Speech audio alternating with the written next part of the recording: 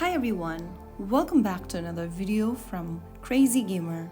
In this video, we will be learning how to link your Shadowgun Legends account to Facebook.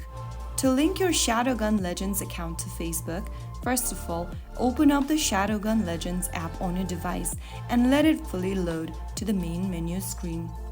From the main menu, go ahead and tap on the gear icon at the top left corner. Now from the options, select Player from the top. From the right hand side, choose the Facebook logo so that you can link Facebook with your game. Now click on the Continue button and then enter your Facebook account's credential in the text boxes.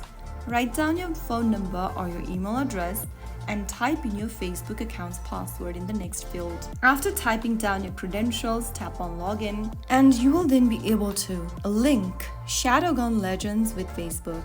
You can now game in peace of mind knowing your hard-earned progress is protected. If you found the video helpful, don't forget to like, share and subscribe. I will see you in the next episode. Thank you for watching.